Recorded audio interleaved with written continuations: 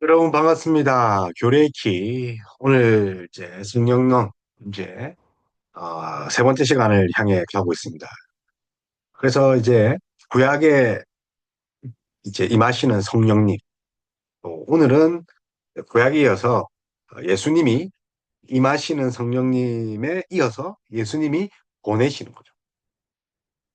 그래서 우리 개혁주의 이 신학에 있어서 이 성령륜이 약하다라는 그런 말이 있습니다. 사실 그렇지 않습니다. 최근에 기독교 강연을 봐도 이 성령론을 굳이 이제 따로 떼어서 말한 것이 아니라 기독론과 구원론의 이 성령에 대한 그런 사역들, 성령론에 대해서 많이 기록합니다. 다시 말하면 이 성령론이 없으면 기독론과 구원론이 완성될 수 없는 거죠. 그래서 아주 중요한 부분이 이 성령론입니다. 그래서 오늘 예수님이 보내시는 성령론, 그러니까 그 약속을 지키신 분이죠. 오순절에 임한 성령. 그래서 오순절이 아주 우리에게 있어서 중요하지 않습니까? 오순. 그래서 우리가 한번 그 예수님이 보내신 그 성령에 대해서 함께 알아보면서 정말 성령님이 우리의 실제적인 삶에 어떻게 영향을 미치는지 한번 봤으면 좋겠습니다. 지난 시간에 우리가 연합이라는 개념을 이야기를 했죠. 그래서 삼위일체를 논하지 않고 성령님을 논한다는 것은 참 이게 힘듭니다. 그래서 분리할 수 없으나 구별되지만 그러나 그분은 삼위 하나님. 그래서 이 기독론 측면에서 그 사역들이 대로 성령님께 녹아들어 있는 것을 봅니다. 그러나 이 전면에 나서서 사역하는 것이 아니라 그리스도를 드러내게, 그리스도를 메시아 되게 하는 사역이 바로 성령님의 사역. 그것을 우리 박용동 교수님은 수줍은 성령님이랍니다.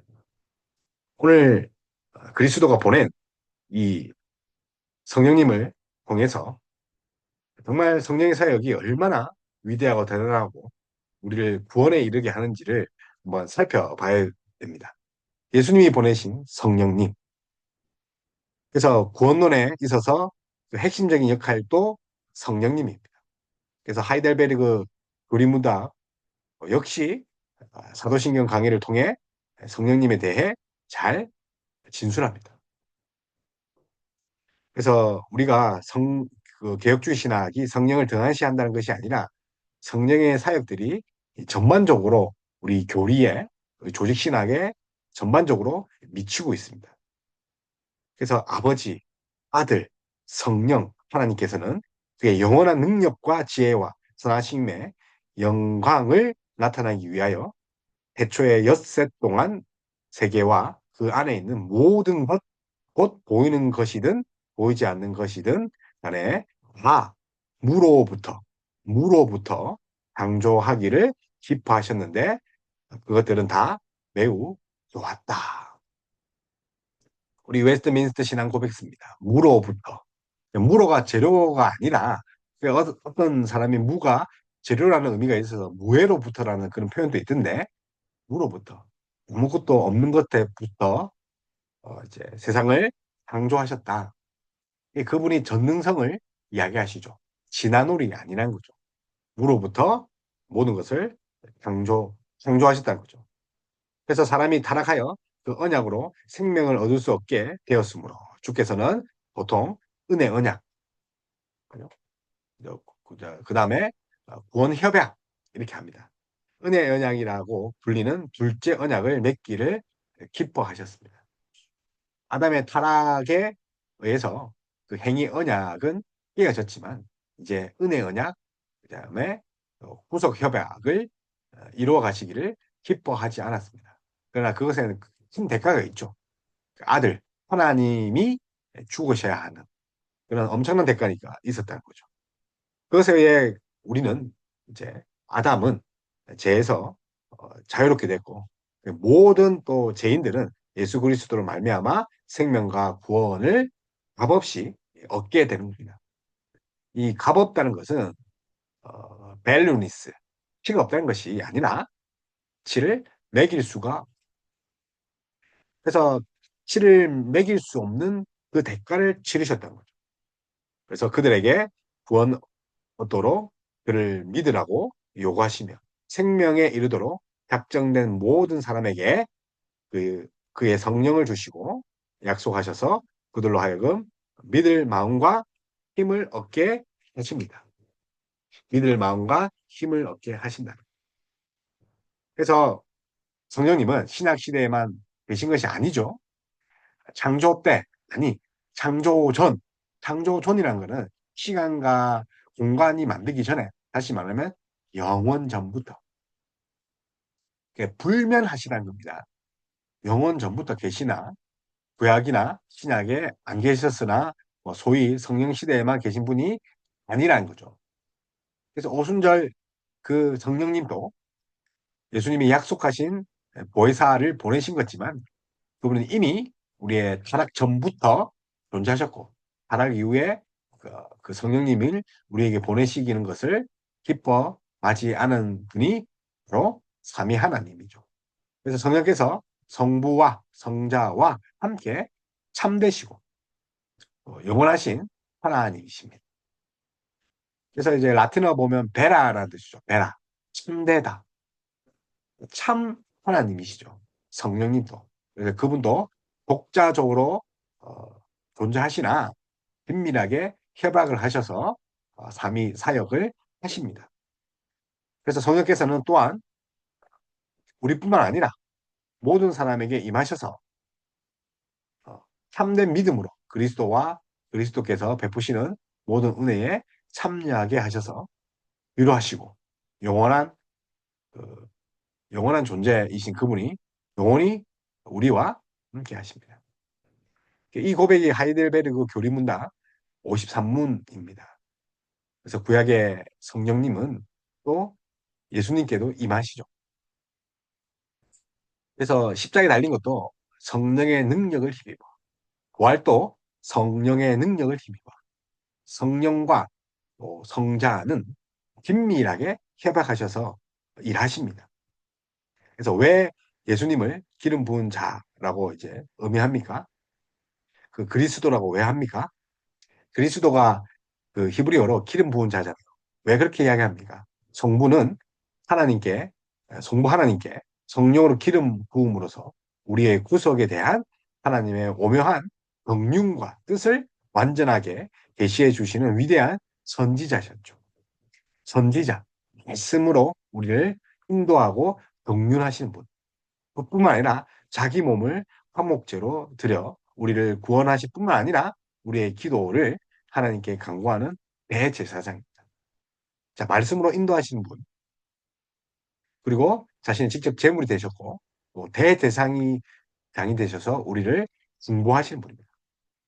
그리고 우리를 말씀과 성령으로 쓰리시고 죄에서 승리하실 삶을 살도록 늘 지켜 보호하시고 섭리하시고 보존하신 분이 왕이시죠. 영원한 왕. 그래서 선지자, 대제사장, 왕의 직분을 가지셨기 때문에 그분이 기름 부은 자라고 합니다.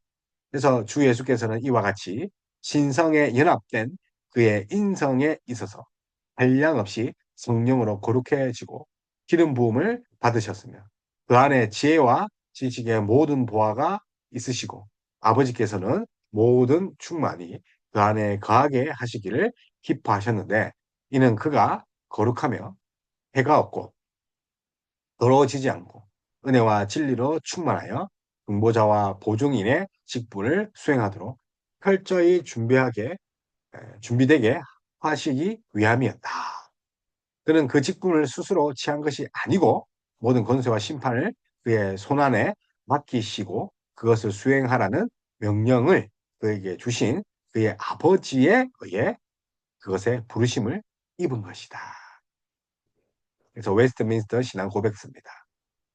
그래서 우리 고백서 제8장 5항, 8장 5항에 이렇게 기록하고 있는 거죠. 그래서 주 예수께서는 영원한 성령을 통해 단번에 하나님께 드리신 그의 완전한 순종과 자기 희생 제사로 말미암아 아버지께서 그에게 주신 모든 자들을 위해 그의 아버지의 의를 완전히 만족시켰고 화목뿐만 아니라 천국의 영원한 기업도 사셨습니다. 그래서 값을 물은 자죠. 고엘. 우리 값을 묻는 자, 기업 묻는 자죠. 고엘. 그래서 우리가 상속자가 된 거죠. 예수 그리스도가 우리를 사셨으므로 우리가 양자된 거죠. 고엘, 양자를 묻는 거죠. 그래서 그분이 이제 그분의 의를 우리 것 삼아 주신 거죠. 그래서 의는 구원받은 그 백성에게 주어진 그런 선물입니다. 다시 말하면 의가 없이는 심판이 없다는 거죠. 의가 없이 심판이 없는 거죠. 어려운 것이 심판이고 그 심판에 의해서 구별됨이 일어나는 거죠. 그래서 그분의 의를 내가 삼아 주셨다. 이 정가라는 의미죠. 정가. 내 것이 아닌데 내 것으로 삼아 주신 것을 정가입니다. 그래서 이 정가는 이 언약적인 측면에서 봐야 된다는 거죠. 왜냐하면 그 예수님이 대표의 원리, 이 대표의 원리가 아주 중요한 것이 그 아담의 죄가 대표의 원리로 우리의 죄가 되는 것은 그 언약적 관점에서 법적인 측면에서 우리에게 이어진다는 거죠. 그래서 우리가 생태학적으로, 생물학적으로, 유전적으로 이렇게 죄를 물러받는 것이 아니라 본성의 타락이죠. 본성이 타락한 것이 아니라 본성이 타락이죠. 본성이 타락했다는 것은 하나님의 형상으로 지어낸 본성. 본성이 뭐라고요? 하나님의 형상으로 지어낸 건데 그것이 원래부터 잘못되었다는 것이 본성이 타락했다는 거죠. 근데 그것이 아니라 본성의 타락이죠. 본성은 선합니다. 하나님의 형상으로 지었기 때문에 본성은 선하는데 이 본성의 타락이죠. 햇빛이 타락해서 음식이 부패하는 것이 아니죠. 음식이 부패한 이유는 햇빛이 부패해서 그 부패가 묻어진 것이 아니라 햇빛은 여전히 햇빛으로 존재합니다. 그러나 음식의 부패로 말미암아 그것이 이제 이루어진 거죠. 다시 말하면 본성은 타락하지 않습니다. 본성의 부패로 말미암아 재정가가 우리에게 이루어진 거죠. 유전적인 것은 본질적 타락, 근원적 타락을 이야기하는 것이 뭔가 이제 우리가 뭐 DNA로 우리가 이렇게 죄가 이렇게 우리에게 전달되는 것 그런 의미가 아니라는 거죠. 본질상, 또 본성상 근원적 타락, 본성으로부터의 타락을 말합니다. 근데 이것이 모두 그 정가 방식, 언약적 측면에서 정가 방식으로 이어진다는 거죠. 그래서 재정가가 있으면 이 언약적 측면에서 이제 새로운 언약을 세우시고 이제는 제가 아니라 의의 정가를 이루십니다. 그래서 언약의 첫머리, 표, 그분이 바로 예수 그리스도. 근데 그분이 우리에게 성령을 주셔서 그래서 우리에게 어렵게 하셨죠. 그분의 의를 우리 의를 본토로 작용하고 역사하신 분이 성령님이라는 거죠. 그래서 그들의 머리이신 예수 그리스도. 이 머리라는 것은 언약적 측면입니다. 대표.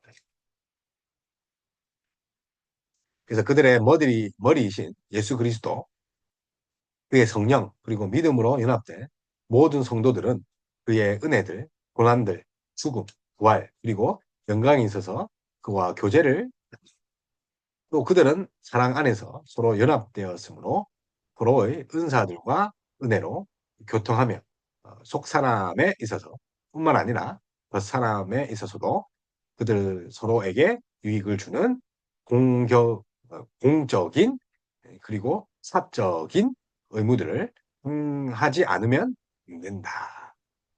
그래서 우리가 이제 교통하고 또 그리스도로 연합되기 때문에 공적인 사적인 의무를 행하지 않으면 안 된다는 거죠. 우리의 의무도 있는 거죠. 그래서 우리의 의무는 뭡니까? 강구하는 거죠.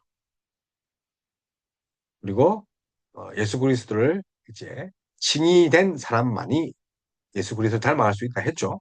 그래서 칭의를 받은 우리는 그 칭의답게 살아갈 의무가 있습니다. 예수님의 의를 내가 삼아 이제 새로운 변화, 새 신분으로 살아갈 수 있는 거죠. 그래서 성령님이 우리에게 뭘 주셨죠? 성령을 보내주셨죠. 그래서 이 성령으로 인해서 우리는 더욱더 충만하게 되고 예수님과 함께 있는 것과 동일하다는 거죠.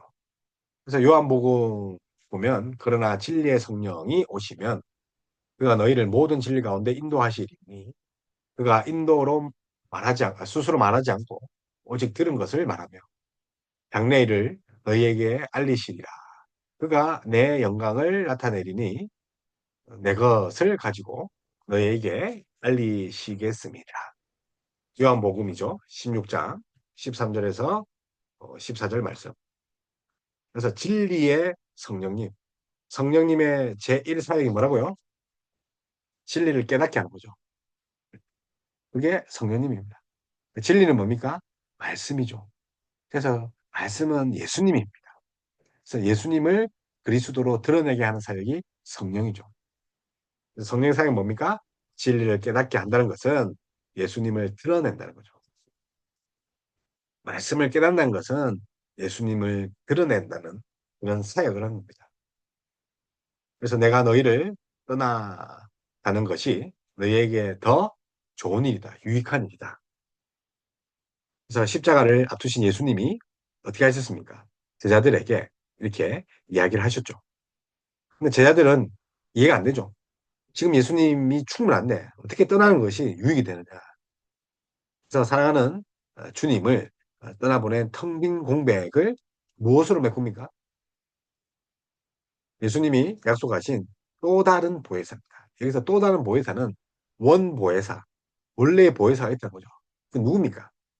예수님이죠. 파라클레토스, 위로자, 변호자라니까요. 원래 예수님이 어, 위로자입니다. 근데 예수님 또 다른 보혜사를 주셨는데 그분이 이제 성령님이죠.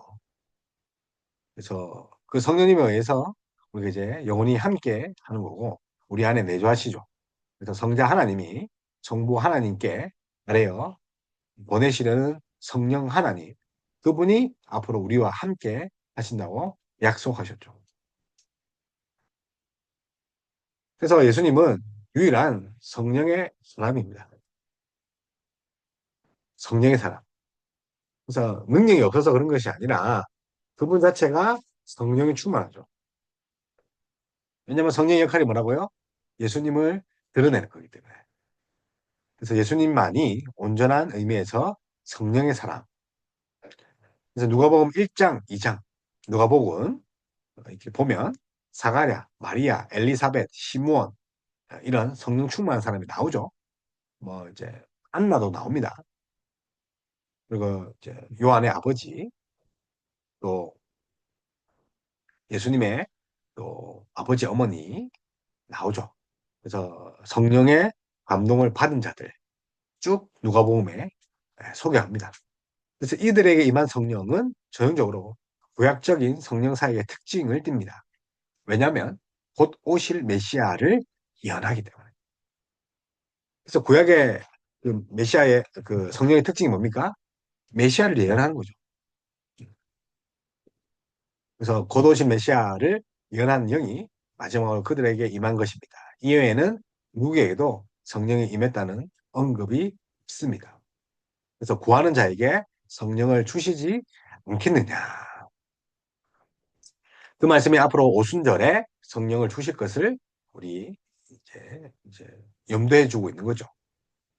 그래서 다락방에서 성령 받기를 기다리고 있는 거죠. 그리고 성령을 주실 수 있다는 말씀이기도 하죠. 예수님이 성령을 주시는 분이다. 그래서 앞으로 성령 그 오순절 성령을 염두한 것도 있지만 성령을 주신 분이 예수님이라는 거 기억하셔야 됩니다. 그래도 주님이 어떤 의미에서 성령의 은혜를 수여하셨다고 볼 수 있는 거죠. 수여하신 분. 우리는 받는 분. 그래서 주님 자신이 성령으로 충만한 새로운 성전입니다. 주님의 말씀을 통해 성령의 역사가 일어났고 주님의 치유와 축사 사역들이 그런 거죠. 그런 거죠. 성령의 능력. 그래서 성령의 능력이 아니고서는 일어날 수 없는데 이런 능력은 기도가 아니고서는 일어날 수 없다. 그래서 성령이 충만한 사람은 기도하는 거죠. 기도하지 않고 고 어떻게 성령 충만합니까? 그래서 예수님이 우리를 중보한 것 같이 성령님도 우리를 보고 계십니다. 근데 주님은 아직 온전한 의미에서 성령을 수여하실 수 없습니다. 성령의 선물은 주님의 고난과 부활로 메시아 사역을 완성하신 후에야 수여할 수 있는 거죠.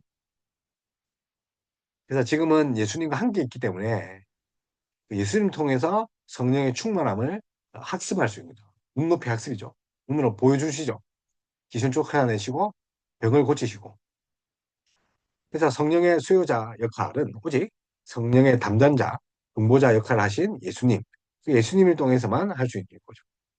그런 면에서 복음서 저자들은 성령을 언급함에 있어 세심한 주의를 기울입니다. 전체적으로 성령이란 단어를 많이 사용하지 않을 뿐만 아니라 그것도 주로 예수님에게만 국한되게 사용합니다. 예수님 사역 때. 그래서 복음서 저자들은 초대교회에 누렸던 풍성한 성령 체험의 관점을 복음서에 투사하여 제자들의 사역을 묘사하지 않습니다. 사도행전처럼 제자들을 성령으로 충만한 사람으로 증언하지 않습니다. 복음서는 성령의 기름 부음을 받은 자 오직 한 사람입니다. 예수 그리스도, 메시아 사역. 거기만 초점을 맞는 거죠. 그래서 예수님의 대속 사역이 종료된 후에 그리고 승천하는 후에 40일 다락방, 오순절, 그 다락방 그 사건, 그 종료 그 사건 때 제자들과 함께 이 성령이 주어진다는 것을 강조하고 있다는 거죠. 그래서 너희가 약할지라도 좋은 것을 자식에게 줄 알거든. 하물며 너희 하늘 아버지께서 구하는 자에게 능력을 주시지 않겠느냐 하십니다. 그래서 볼지어다 내가 내 아버지께서 약속하신 것을 너희에게 보내리니 너희는 위로하리라. 그래서 예수님이 가셔야만 오실 수 있는 거죠. 그래서 예수님이 하늘에 오르신 다음 성령이 오신다는 거. 그래서 예수님의 구속 사역, 질서를 위한 거죠. 삼위 하나님의 그 사역의 질서입니다. 예수님이 가시고 성령이 오시는 거죠. 그래서 공강복음 마테마가 누가에 비해서 요한복음은 더 명시적으로 예수님의 메시아 사역이 완료되어야 성령님이 오신다고 이렇게 하죠. 그래서 이제 요한복음 7장 39절을 보면 이는 그를 믿는 자들이 받을 성령을 가리켜 말씀하신 것이라. 예수께서 아직 영광을 받지 아니셨으므로 성령이 아직 그들에게 계시지 아니하시더라.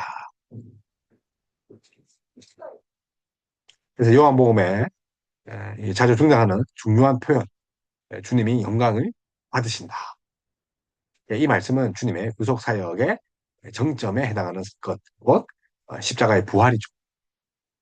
그래서 주님이 영광을 받으신다. 어떤 사건이죠? 고난 사건이죠. 십자가 고난뿐만 아니라 뭐 있습니까? 부활이죠. 부활뿐만 아니라 승천이죠. 그래서 십자가의 죽음과 부활과 승천 이것이 영광입니다. 영광. 다시 말하면 주님이 메시아 사역을 끝내야만 성령님이 임한다는 거죠. 그래서 요한복음에서는 성령의 오심이 주님의 부활과 연결되기도 하지만 더 분명하게 주님의 승천과 맞물려 있습니다. 그래서 마라나타 어서 오시옵소서 그죠? 성령의 오심에 반드시 선행되어야 하는 것은 주님의 그 올라가심 또 아버지께 올라가심 승천이죠. 승천 이후에 강림하는 거죠. 그래서 예수님의 구속 사역에 근거하여 성령이 오신 거죠. 구속 사역에 근거하여. 그래서 성령의 오심은 완료된 예수님의 구속 사역에 근거한 것입니다. 그래서 성령 사역의 근본 특성은 그리스도 중심적인 증거라는 거. 그래서 성령님은 자신을 드러내지 않고 예수님의 영광만 드러낸다는 이제 있죠. 구속사님. 예수님의 영광. 그래서 이제 대교류면 58문에는 우리는 그리스도께서 획득하신 은덕들에 어떻게 참여한 자가 됩니까?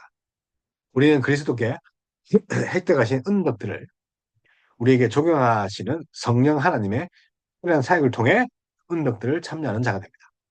성령 하나님이 아니고서는 그것이 내 것이 아닌 거죠.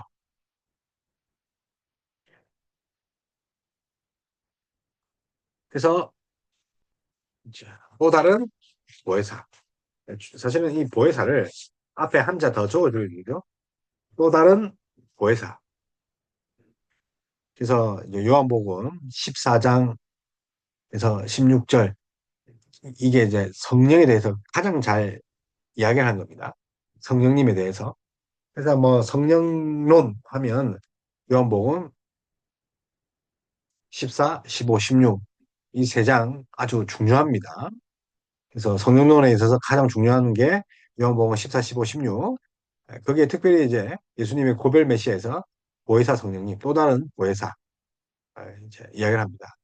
그래서 뭐 변호자, 건의자, 상담자, 뭐 위로자, 돕는 자, 뭐 이런 이야기를 성령님이 어떤 역할을 하는지에 대해서 이야기를 해줘.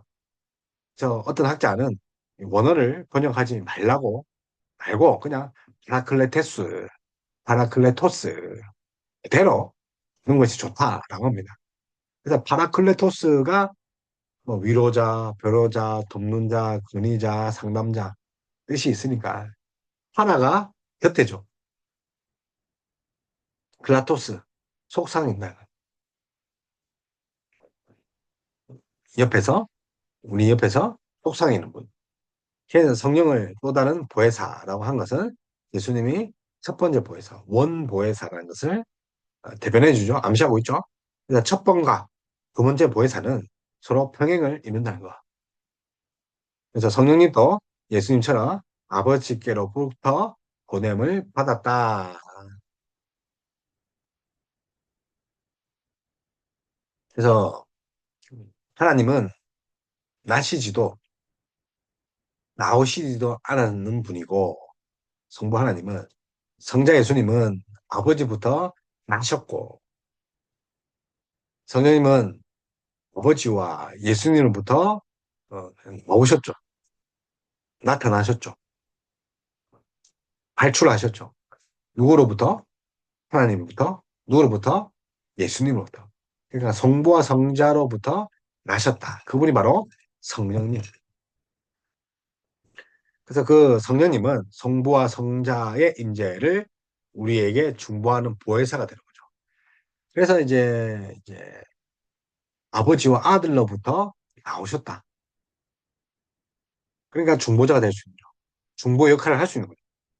그래서 보혜사 성령은 예수님을 대체하는 역할을 하며 영광을 받으신 예수님과 성부의 임재를 제자들에게 중재하는 역할을 하죠. 그래서 단순히 예수님의 대리자 이렇게 볼 뿐만 아니라 우리도 성도와 교회 안에 예수님의 인격적인 임재를 말한 게 성령님입니다. 성령님 임재를 말하죠. 그래서 성령을 통해 부활하신 주님과 또 하나님이 교회와 우리 성도 안에 거하신 것을 말하는 거죠. 그래서 14, 15, 16 요한복음, 성령장, 성령론 읽어보시면 좋겠습니다. 그래서 성령의 역할을 우리는 의지하여서 신앙생활을 할 수밖에 없는 거죠. 성령님은 예수님이 더 탁월한 임마누엘, 임마누엘 우리가 함께 하시는 은혜로 또 함께 하신다는 것을 드러내죠.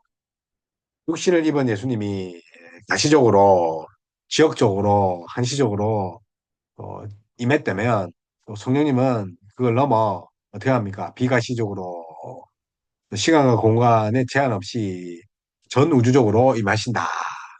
기억하셔야 되죠? 그래서 유익이죠.